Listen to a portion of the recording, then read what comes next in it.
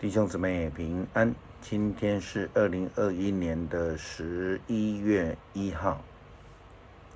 今天的经文是诗篇第18篇20到30节，路得记第2章15到30节，罗马书第12章17到21节，13章第8到第10节。今天要跟大家分享的主题是爱成全律法。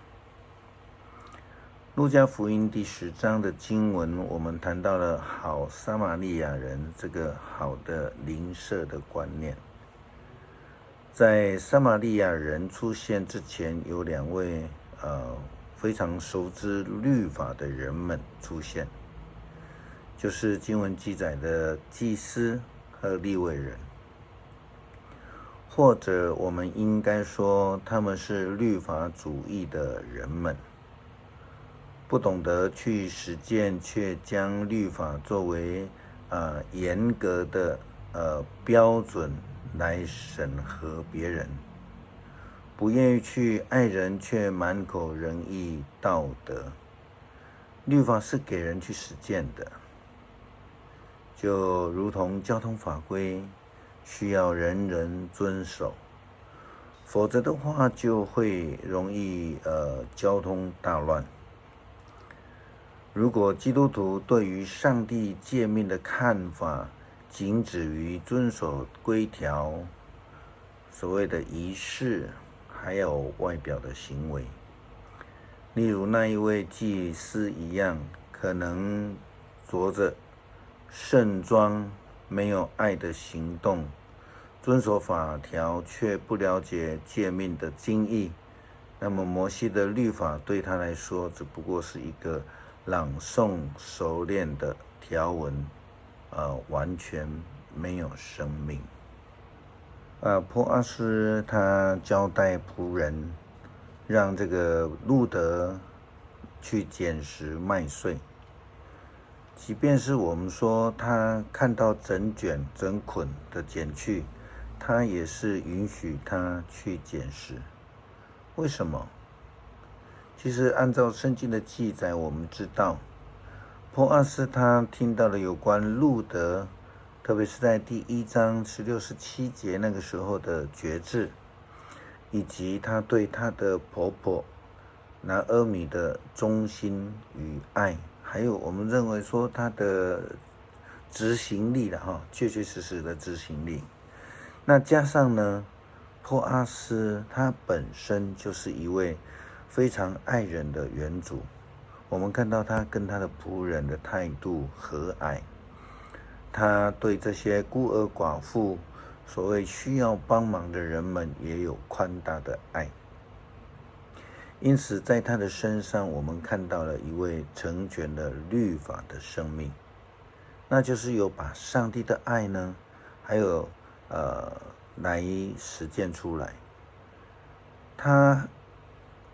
波阿斯跟好的撒玛利亚人比喻当中的祭司跟利未人，我们把它拿来相比，虽然都是同样是犹太人，但是他们所表现的却完全的不同。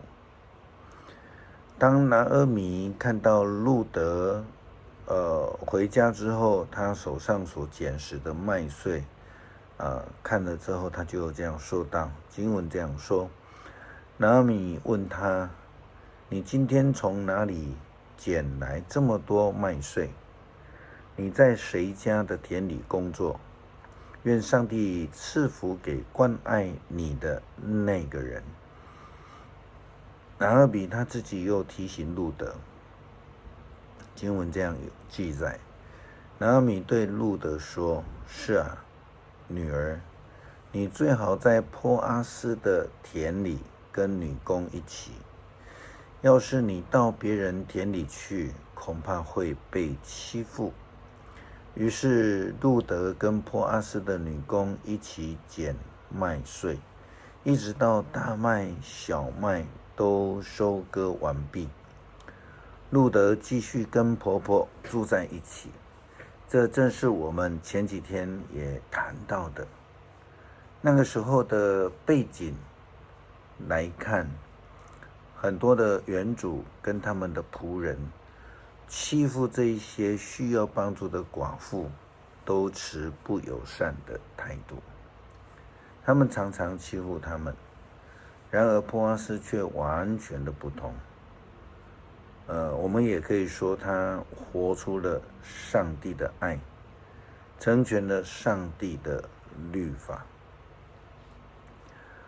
保罗写给罗马教会的书信里面，他劝告罗马教会的基督徒，他说：不要以恶报恶，大家看为美好的事，要踊跃的去做，要尽你的全力跟大家和睦相处。朋友们，不可为自己复仇，宁可让上帝的愤怒替你伸冤。因为圣经说：主啊，伸冤在我，我必报应。为什么说不要替自己伸冤呢？因为上帝吩咐我们要彼此相爱，要爱人如己，更要爱你的仇敌。但是如果我们常常心里想说，没关系，上帝一定会替我报仇伸冤的，那么这样的心态基本上也是非常不健康的。保罗的提醒跟教导应该是说，伸冤的事，或者说伸冤的主权，就像在亚当面对这个伊甸园的那种判断的权柄，其实就交给上帝。我们不需要去思考如何伸冤，去想说要如何的报仇。不但如此，保罗还进一步的劝勉罗马教会的基督徒要爱仇敌。他说，如果你的仇敌饿了，就给他吃；渴了，就给他喝。你这样做就会使他脸红耳赤，羞惭交加。这是根据圣经的教导，不是他自己的教导。保罗他也以这个爱人如己的观念来包容的所有的诫命。他的结论是，爱成全了全部的律法，或是说比律法更为高，更高。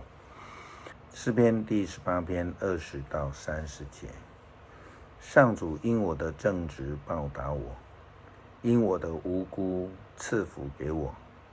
我遵行了上主的道路，我未曾背叛我的上帝。我遵守他一切的法律，我未曾离弃他的命令。他知道我无辜，我远离邪恶，所以他照着我的正直报答我，因为他知道我清白。上主啊，你以信实待信实的人，你以完善待完善的人。纯洁的，你以纯洁待他；邪恶的，你敌视他。你拯救卑微的人，你降低高傲的人。上主啊，你点亮了我的灯。我的上帝为我驱除黑暗，你给我攻击仇敌的力量，能够摧毁他们的防御。这位上帝，他的作为多么的完善，他的话多么可靠。他像一面盾牌，保护所有投靠他的人。恳求上帝让我们成为心中有爱的人，不但愿意爱人，更愿意爱人如己，也愿意为我们的仇敌祷告欺负的人。阿们。